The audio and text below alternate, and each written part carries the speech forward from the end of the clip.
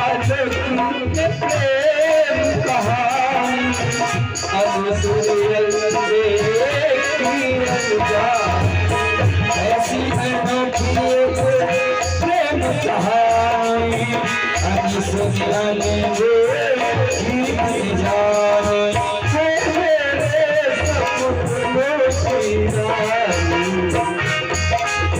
याद जो आया उसने जिनको बसाया मैं परदेसी घर वापस आया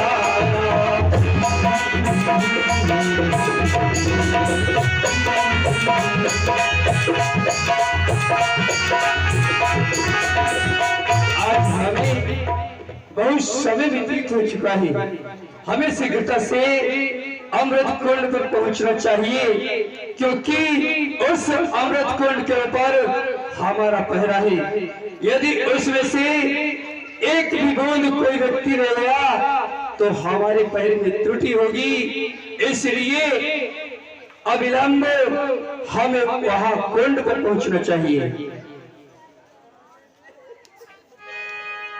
पानी ढालने वाली चल देती है अमृत कुंड की ओर।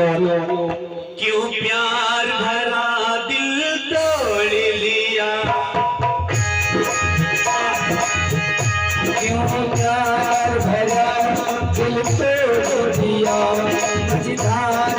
मुझको छोड़ दिया निर्मोही सजन तेरे कारण निर्मोही सजन तेरे कारण क्या क्या मैंने बदली तो नाते नाते गली गली तेरी यादों ने सजना गली। यहाँ पे कोई नहीं है।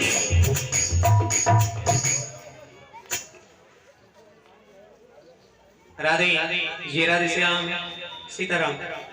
आज देखो यही अमृत कुंड है, क्या ना मुझे इसमें से अमृत लेना चाहिए और शीघ्रता से पिताश्री के पास जाना चाहिए। जल्दी और नवलदे जैसे ही अमृत लेना चाहती है। कौन है? अरे तुझे याद रहे यहाँ पर परिचित अरे किसकी आवाज है? क्या देख रहा हूँ? मैंने तो समझा था कि कोई वीर पुरुष होगा, परंतु ये तो एक कन्या है। क्या ये तो यहाँ नहीं थे, लेकिन आ ही गए तो पूछना चाहिए कौन है आप जो मेरे रास्ते में आ रहे हैं? वाह देवी, प्रथम तो आप हमें अपना परिचय दे, क्योंकि आपका एहसास किस प्रकार से हुआ, आपने इस अमृत कुंड से अमृत चुराने की चेष्टा किस प्रकार से की, हमें अवगत कराओ। तुम्हारे पिता श्री का क्या नाम है और तुम कहाँ की रहने वाली हो? अपना नाम बताओ, परिचय दो। सुनिए, मैं नागलोक में रहती हूँ। हमारे पिताश्री वासुकी, मेरा नाम नवलदे है। क्या कहा? तुम्हारा नाम नवलदे है? जी। यह तो नाम जाना पहचाना सा लग रहा है। और नवलदे नाम सुनते ही पुराने याद आती है।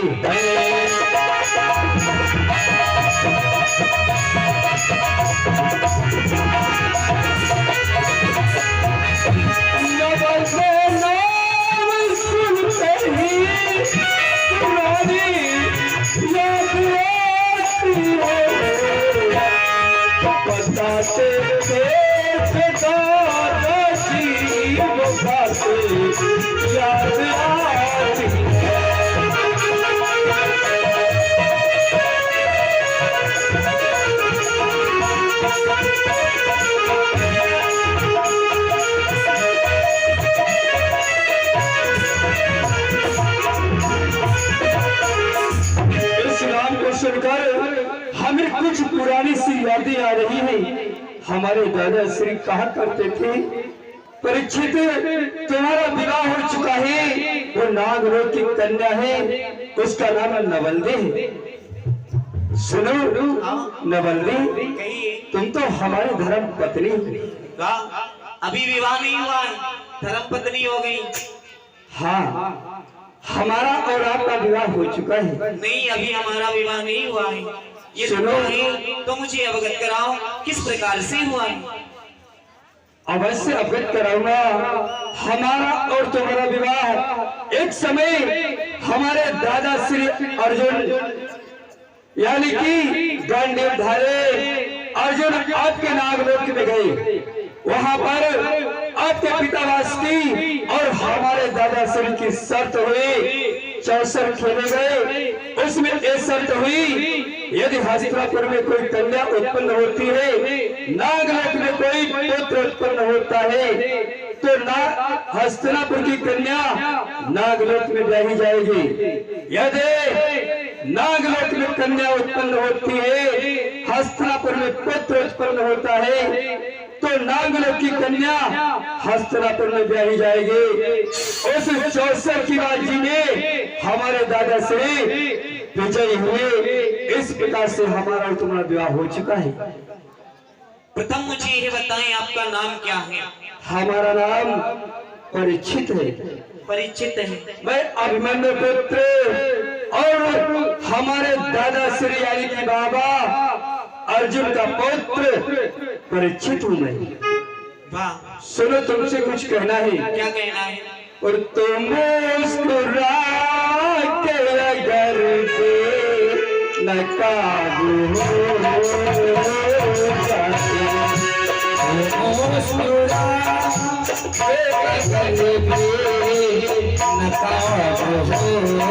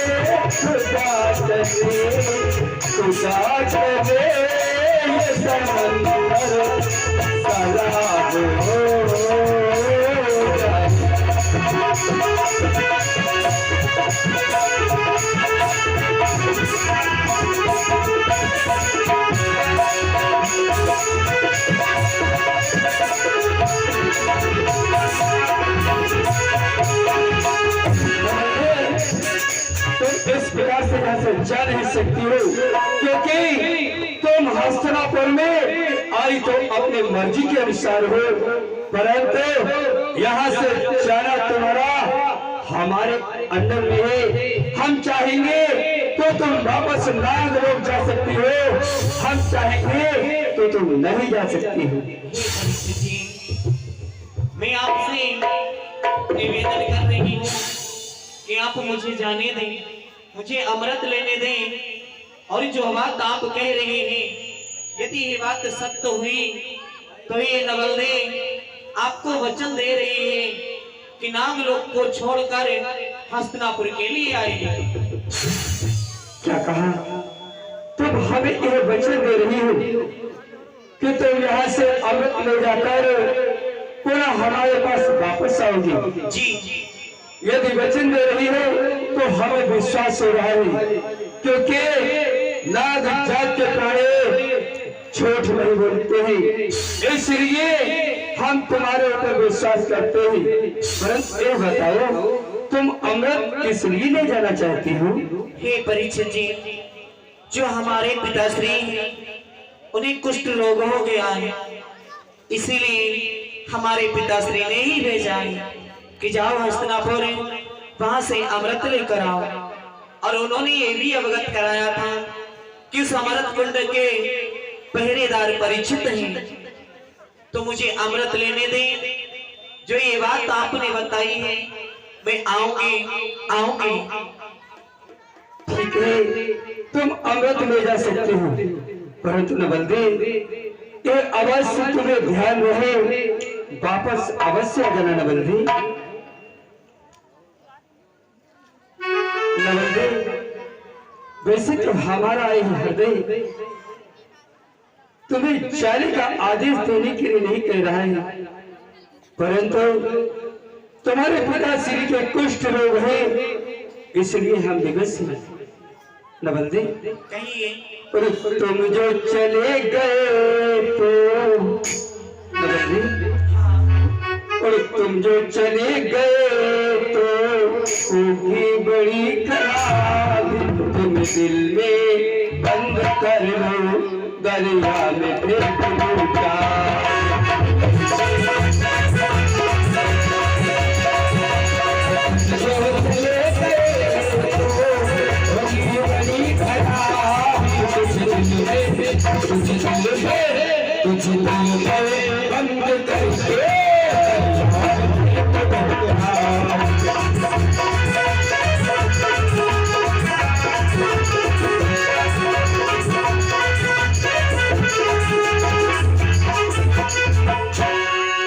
नवलदे चल देती है अमृत को लेकर।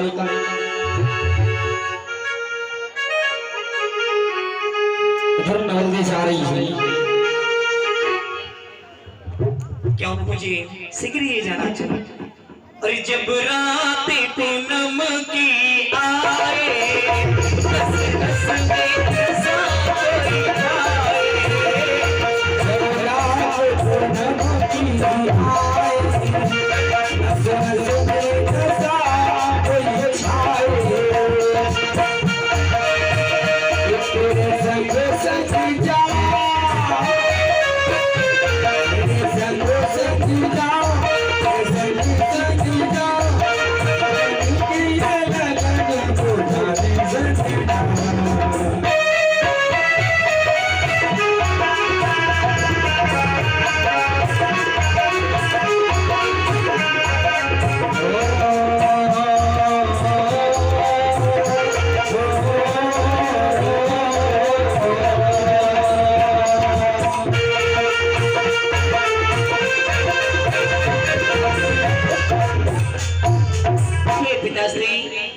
पिताश्री, मैं आपको प्रणाम करती हूँ।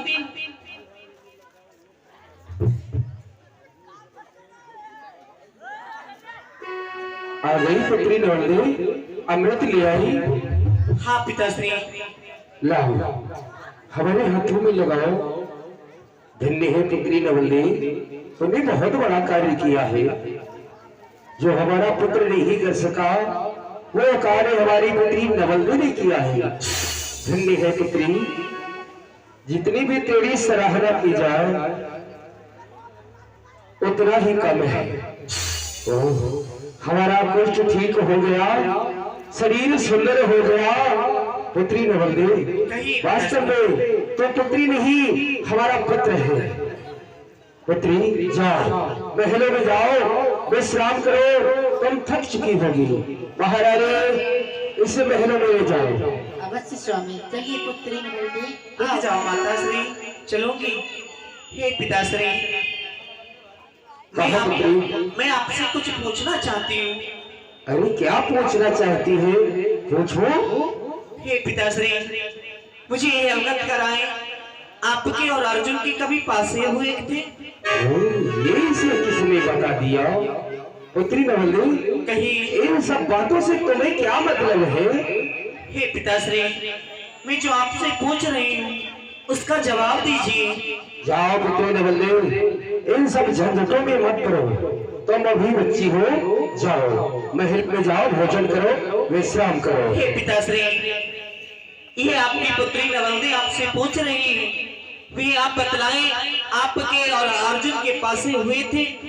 मैंने कहा राव, इन सब बातों से तुम्हें कोई लेना देना नहीं है। जाओ महल में। नहीं पिताश्री, आप मुझे बतलाएं। ओहो, जिद पर अड़ी हुई है पुत्री नवल्ली। हाँ, हुए थे पास हमारे और अर्जुन के।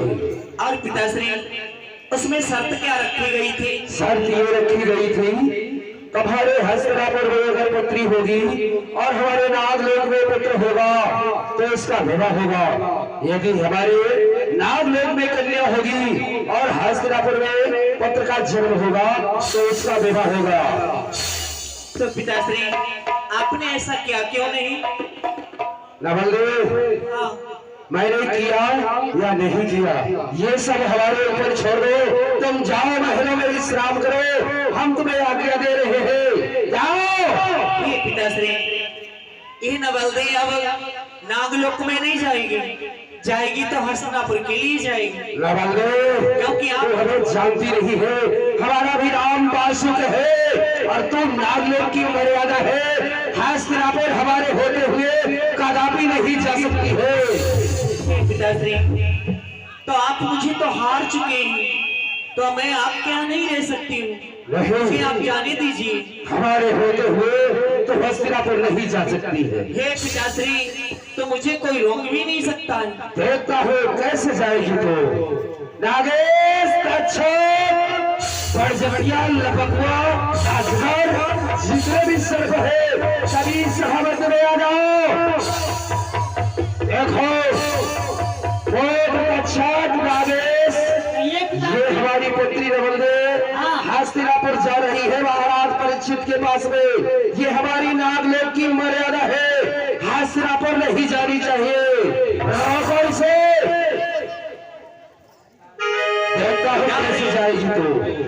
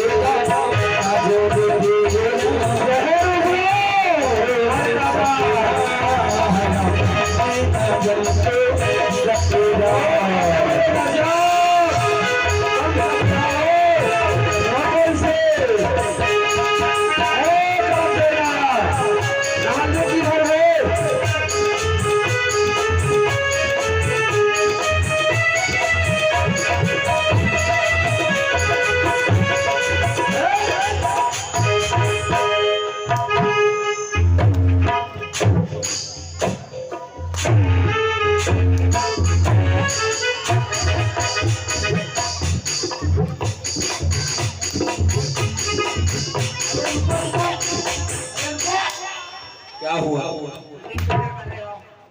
भैया की आग लग गई क्या? जहर पानी हो गया। नवल्दी यहाँ से निकल गई और तुम सब फेंक के रख गए, किसी को नहीं छोड़ूंगा। महाराज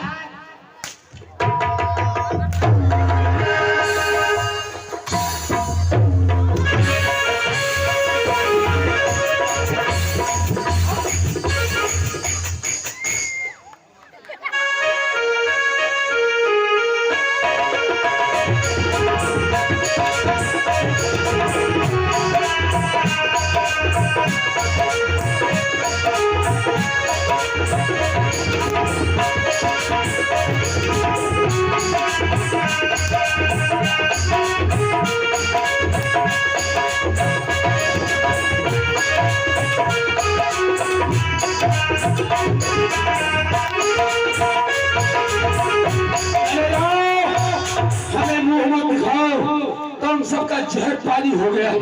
चले जाओ यहाँ से। नवल्दे बिटिया कहाँ गई? कहाँ गई है? कट गई कट गई कट गई कट गई कट गई कट गई।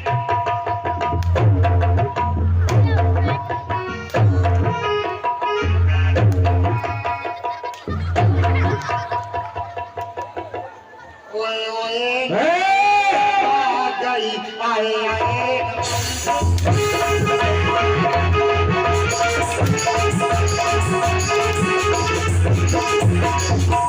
महाराज घर की बात है, कहीं नहीं कहूँगा, कहीं नहीं कहूँगा महाराज, बस कहीं नहीं कहूँगा और किसी को पता नहीं लगेगा, अखबार में नहीं करवा दूंगा।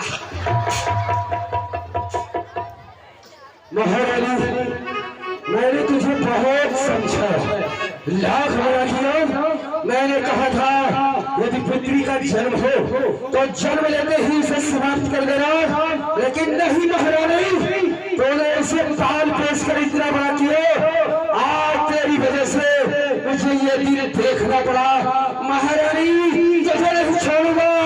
स्वामी, अगर मैं आपको बता देती कि ये पुत्री मेरी है तो आप उसे समाप्त कर देते।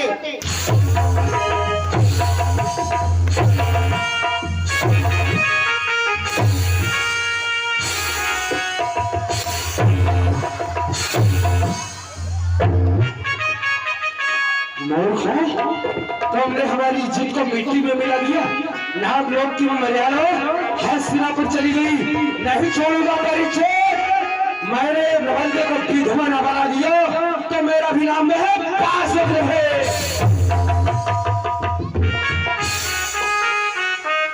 कल ही मैं आपातकालीन सभा का आयोजन करूंगा और जितने भी नाग लोग के नाग हैं सभी को इस सभा मध्य में बुलाऊंगा।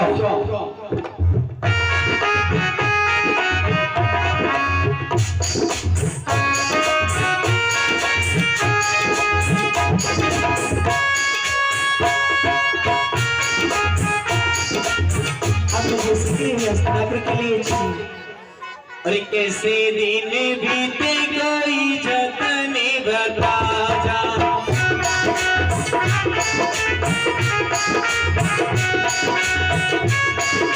जाओ जाओ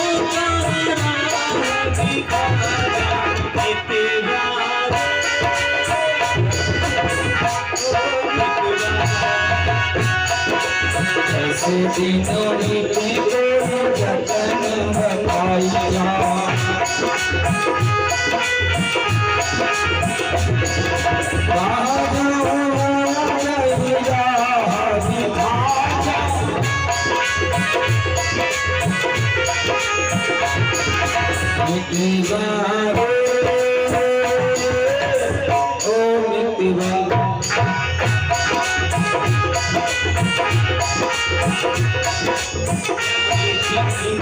लाले फुला के दिया।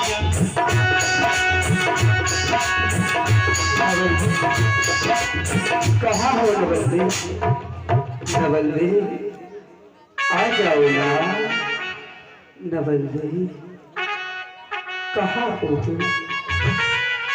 आ जाओ नवल्दी। परीक्षित जी, परीक्षित जी। कौन? ये तो नवल्दी की आवाज लग रही है। हे परीक्षित जी, मैं आ गई। क्या कहा? तुम आ गई? हाँ। अरे हमें तो ऐसा लग रहा था कि अब तुम आओगी ही नहीं। हमारी सांसें थम रही थी नवल्ले, तुम आ गई इच्छा हुआ। और जानती हो तूने मजबूरी इतना ज्यादा किया नवल्ले, तूने मजबूरी इतना ज्यादा किया। मैं तेरा हो गया, मैंने वादा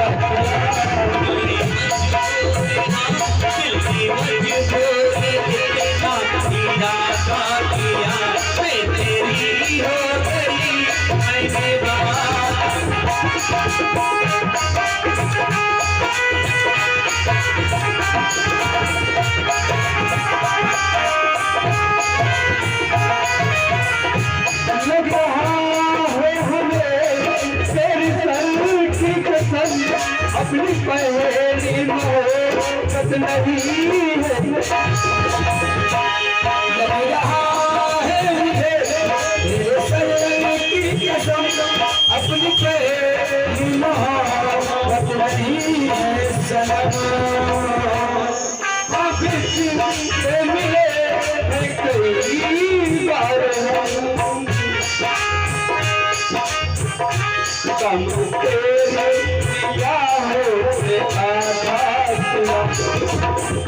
मैं तेरा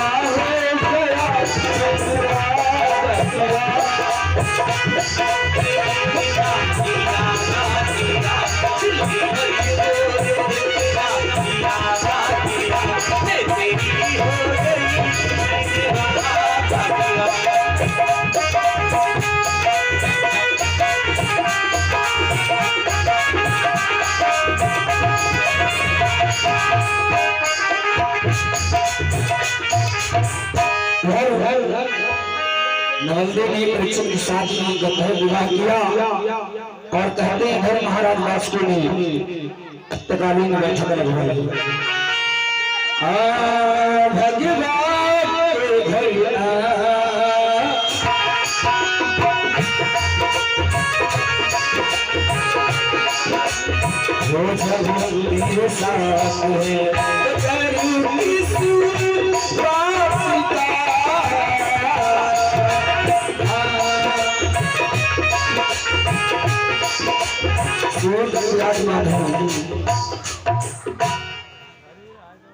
नागेश अच्छा, जितने भी नाग हैं नागलोक के, आज इस सभा मध्य में सभी को बुलाया जाए।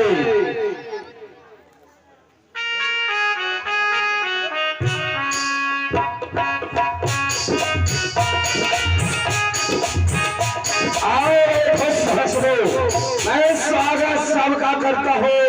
कुछ परामर्श की बातें हैं, प्रस्ताव सामने रखता हूँ।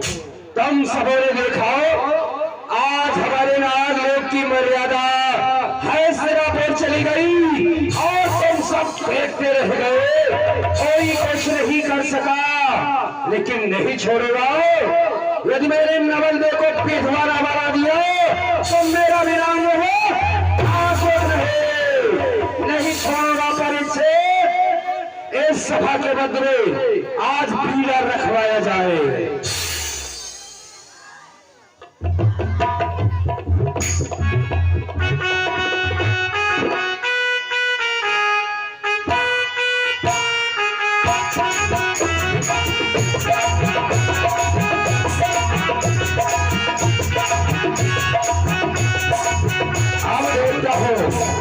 हमारे नागलोक में है कोई वीर नाग जो नागलोक की मर्यादा को बचा सके? घायल पड़ी हुई नागलोक की मर्यादा तड़प रही है कोई वीर जो उसकी रक्षा कर सके? हस्तिनापुर जाकर के परीक्षित को समाप्त करे और नवल्ले को पीठवा बनाए। है कोई वीर नाग जो नागलोक की मर्यादा बचा सके? जो है तो इस पीड़ा को चालो और जाओ हस्तिनापुर। महाराज, मैं तो पनिया हूँ, मुझ में इतना विष कहाँ जो मैं परीक्षित को डस सकूं। चल हमें मुहम्मद दिखा। और कोई वीर है?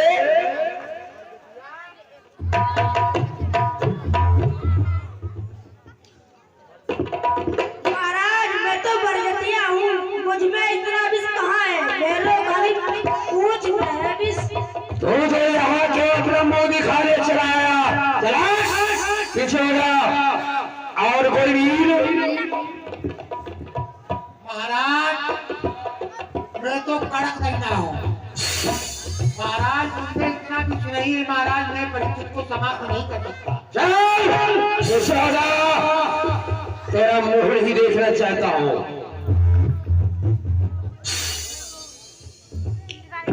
महाराज आप तो जानते हो कि ऐसा संसार में कौन सा भाई है जो अपनी बहन को विधवा बना दे। मैं अपनी बहन को विधवा नहीं बना सकता हूँ महाराज, हमें क्षमा करें आप। गजब रे गजब, हमारा ही बेटा तक्षक मुझसे जुड़ा लगा रहा है तो अपनी बहन को विधवा नहीं बना सकता, हमारी आज्ञा का उल्लंघन कर रहा है। ले मूर्ख, मैं तुझे श्राप देता हूँ, 1 सप्ताह के लिए मूर्छित हो जा। मैं कहीं का आज्ञा का उल्लंघन कर रहा है, हमें उपदेश दे रहा है कोई वीर नाग जो नागलोक की मर्यादा को बचा सके?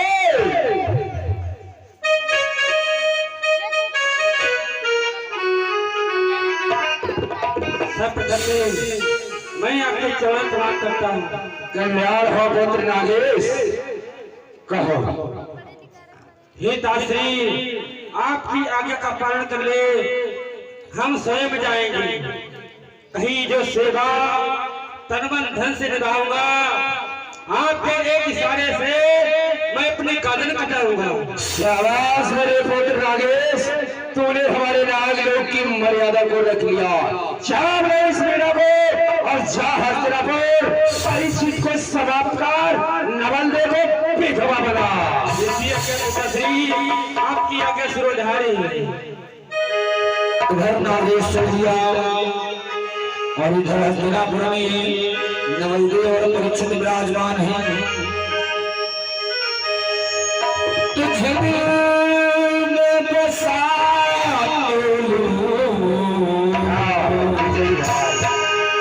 इकरार जरूरी है।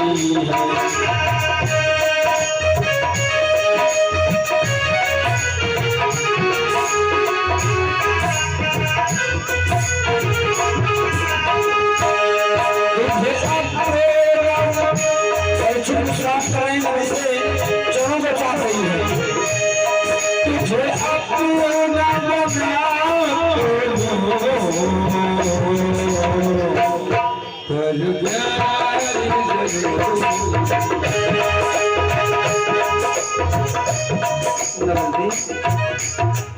अब हमें निद्रा सता रही, जाओ तुम भी विश्राम करो।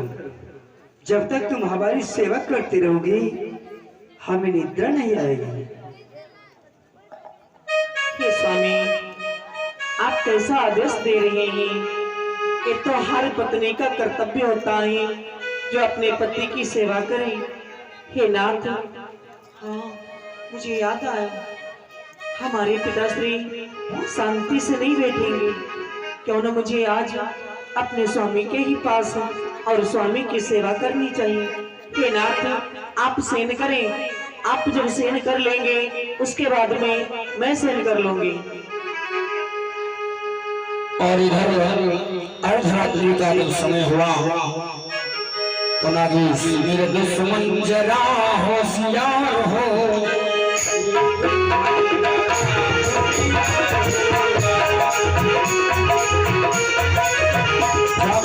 नाम का राजा हस्तिनापुर में। वाह, देखो कितनी आराम से शयन कर रहे हैं, ऐसा लग रहा है कोई अच्छा कार्य किया हो। समय यही है, इसी समय परीक्षित को समाप्त करते हैं, चलना चाहिए।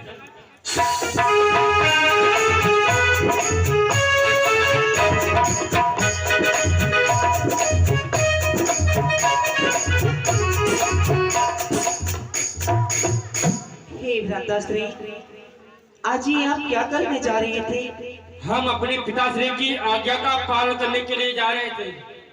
हे भ्राताश्री, अरे कुछ विचार करो, आप तो मेरे भाई हैं और मैं आपकी बहन हूँ, और आप अपनी बहन को विधवा बनाना चाहते हैं। मैं अपने पिता की आज्ञा का पालन करने के लिए आया हूँ।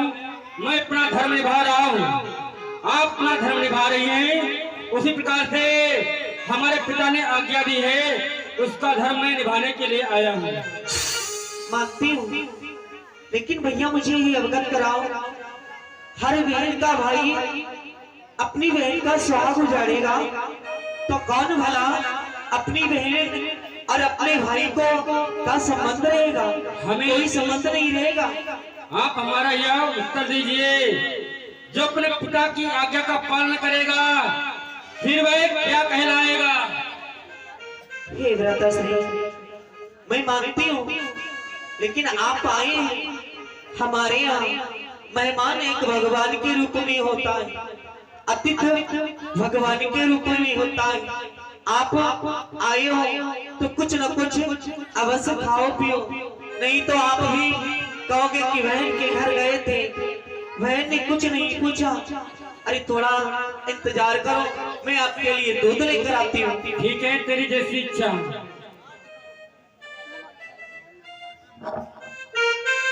क्यों ना मुझे इस दूध में थोड़ा नमक मिला देना चाहिए, ताकि जो नाग लोग के नाग नमक खाते हैं उसके साथ नमक हलाली नहीं करते। क्यों न दे देना चाहिए? हे भैया, हाँ लीजिए, लाइए। दूध पीजिए।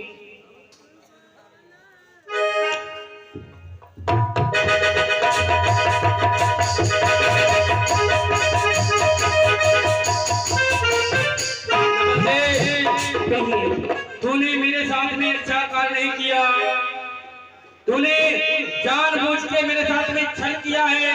हे भैया, आप कैसी बातें कर रहे हैं? जानती है तो नागलोक में कोई भी सर्प नाग जिसका नमक खा लेता है उसके साथ कभी नमक हल नहीं करता। आज तूने मुझे दूध में नमक लगा कर पिला दिया, इसलिए अब मैं तेरे पति परीक्षित को प्राप्त मैं नहीं कर सकता। हे भैया, आप बहुत अच्छे हैं, यदि लेकिन एक बात ध्यान रखना, ये आपके बहन हुई है, इन्हें मारने के लिए कोई आए तो इसे रोक लेना। मैं नहीं रोकूंगा, क्योंकि पिता की आज्ञा का पालन करना हमारा धर्म है। ठीक है भैया, हम आपको समझाए जा रहे हैं, पिता भी साथ नहीं बैठने वाले हैं। आज हम लौट के जा रहे हैं, कोई न कोई नाम अवश्य आएगा, इसलिए सावधान रहना। ठीक है भैया, प्रणाम भैया।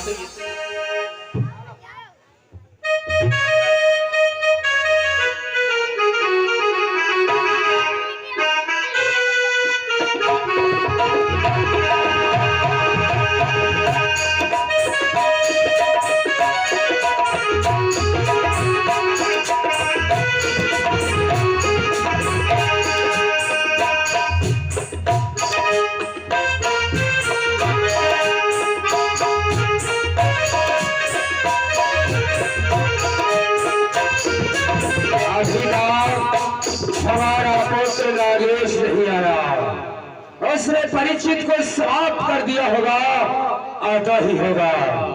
आओ पुत्र नागेश, कहो हमारा दुश्मन परीक्षित तुम मारा गया। कहो मैं आपको प्रणाम करता हूँ। कल्याण हो तुम्हारा। हे पिताश्री, जैसे ही हम परीक्षित को डसने के लिए गए, बीच में नवलदे आ गई और नवलदे ने मुझे क्षमा कीजिए दूध में नमक रख के पिला दिया। आप जानते हैं नागलोक की रीति है, जिसका हम नमक खा लेते हैं उसके साथ कभी नमक हल नहीं करते, इसलिए परीक्षित को डस के पूरा वापस लौट आए। तूने 2 जगह का नमक खाया है, हमारा और परीक्षित को। मूर्ख, तूने हमारे दुश्मन को समाप्त नहीं किए। ले, आज मैं तुझे श्राप देता हूँ, तू वाला हो जा। श्राप दे दिया, वाला हो जा। तुमने देखा होगा तुम्हारा श्राप तो और सही का हमारा पुत्र होकर के और खाली हाथ लौट आया है। कोई भी नाग जो हमारे नाग लोग की मर्यादा को रख सके,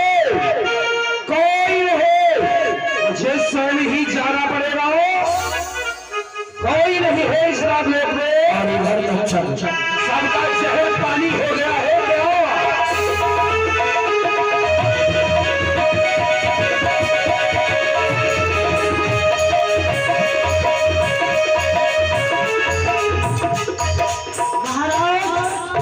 आपका पुत्र तक्षक जाएगा आपके शत्रुत्व को समाप्त करने के लिए। और तेरा तो मैं मुंह नहीं देखना चाहता हूँ। प्रथम में तूने मुझे उपदेश सुना दिया, कौन ऐसा भाई होगा जो अपनी बहन को विधवा बनाएगा? कौन सा मुंह लेकर के मुझसे बातें कर रहा है तक्षक? आपके काम को समाप्त नहीं कर पाया तो आपको अपना मुख नहीं दिखाना। और ठीक है मदर तक्षक, हमें विश्वास हो गया है। चलो इस सभा मध्य में बीड़ा रखवा दो, जो जाएगा उसे जाप करके जाएगा।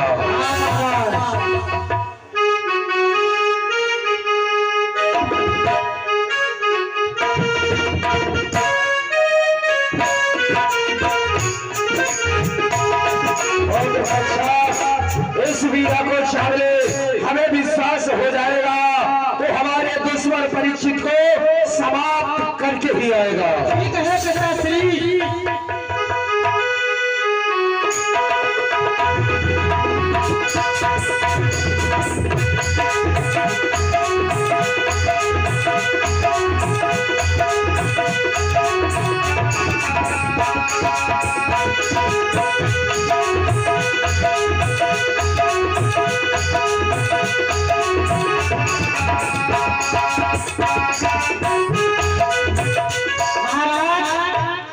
आपकी सेवा तन मन से बजाऊंगा, आपके एक हिस्सा में अपनी गर्दन कटाऊंगा। महाराज आपके लिए मेरे प्राण चले जाए तो मुझे कोई परवाह नहीं है महाराज। बहुत अच्छा विजयी भाव, प्रणाम करना हो आपको। कल्याण हो तुम्हारा। जाओ द्वार के पटबंद कराओ।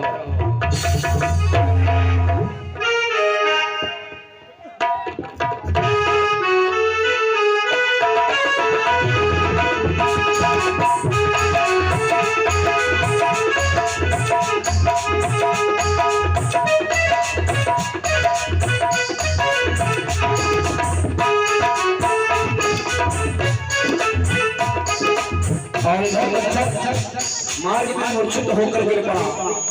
अब मृतक अवस्था में तक्षक इधर पड़ा हुआ है। आइए आगे देखिएगा। इधर जब सुबह हुई परीक्षित जी खड़ा,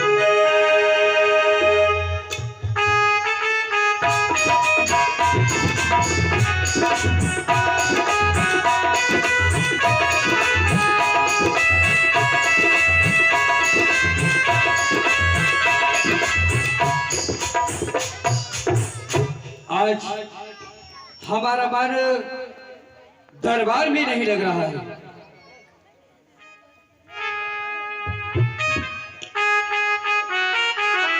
इसलिए क्यों न हमें शिकार खेलने के लिए प्रस्थान करना चाहिए। सेवक, अरे कोई सेवक है, कहाँ चले गए?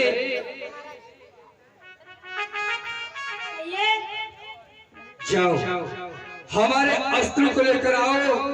हमारा मन कहता है आज हम शिकार खेलने के लिए चलेंगे।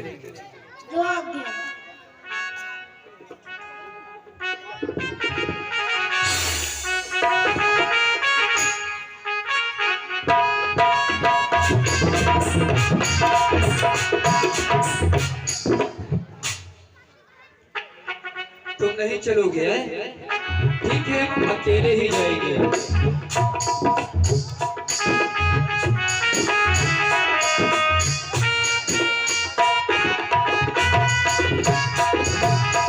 आज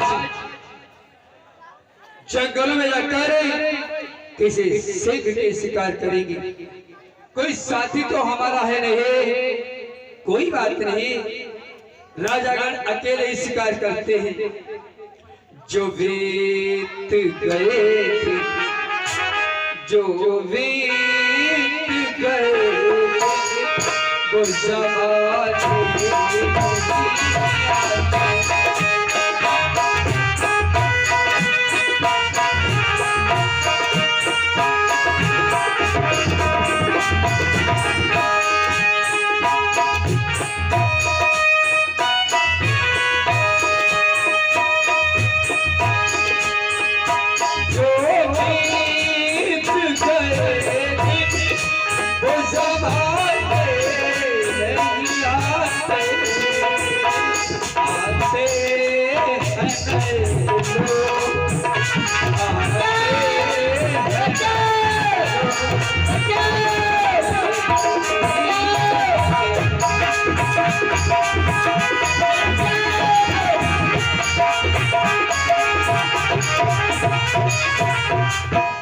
हमें किसी की करोड़ भरी आवाज सुनाई दे रही है।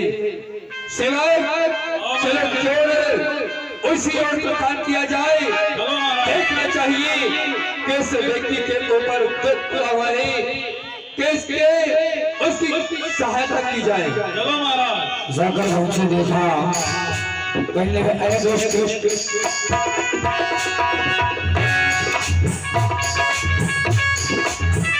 अरे दोस्त ठहर जा, तो हमारे होते हुए अन्याय कर रहा है दोस्त। क्या समझ लिया इतनी जल्दी, भारत का जमाना बीता है, भारत भी नहीं है तो क्या हुआ, भारत अंश अभी जीता।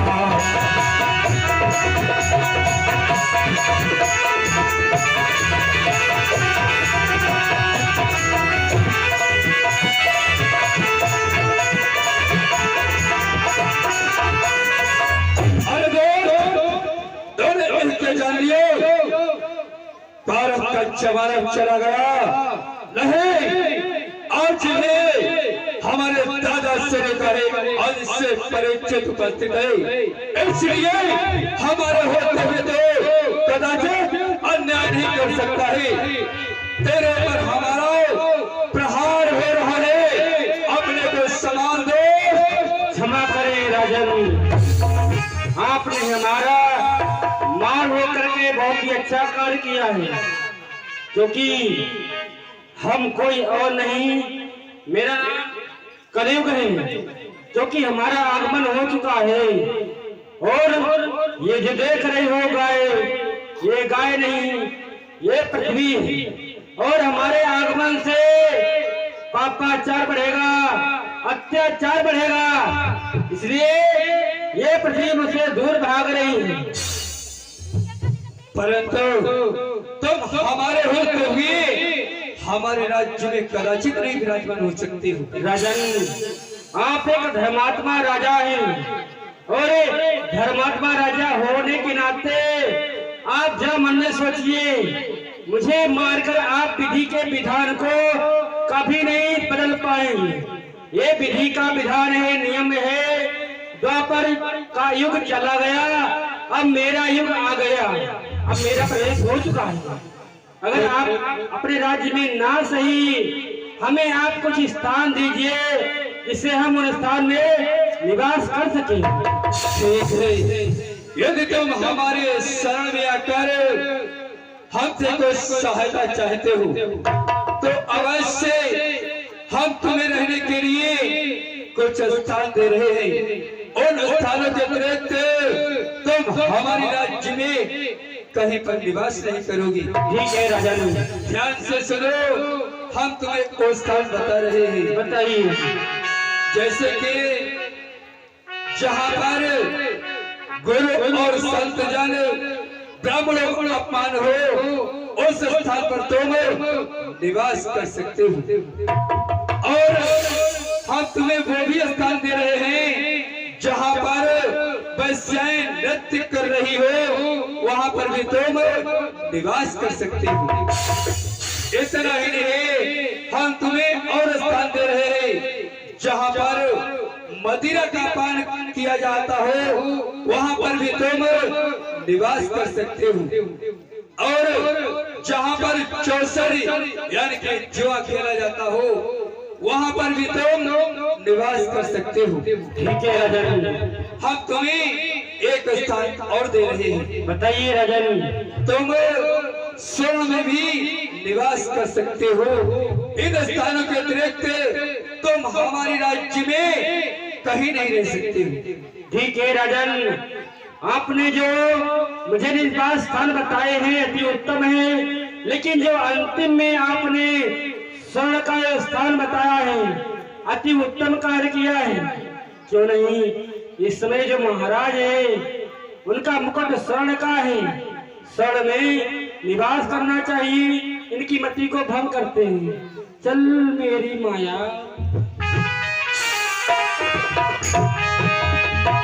और कलयुग महाराज के स्वर्ण पर विराजमान हुआ।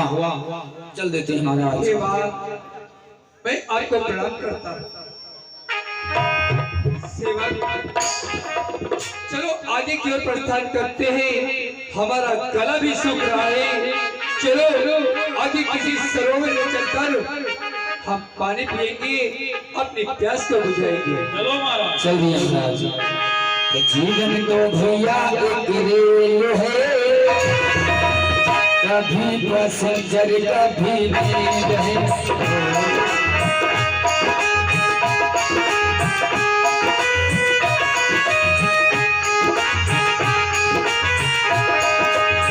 जीवन तो जीवन तो भैया एक रेल है, कहीं पैसेंजर कहीं मेल है। अचानक प्यास लगी महाराज को। ऋषिराज के आश्रम पर पहुंचे। ऋषिराज भगवान का ध्यान कर रहे हैं। इतना अहंकार, इतना बड़ा अपमान। देखो तो इन ऋषिराज ने हमें आते हुए देखा, इनके मन में अभिमान हो गया। इन्होंने ये भी नहीं जाना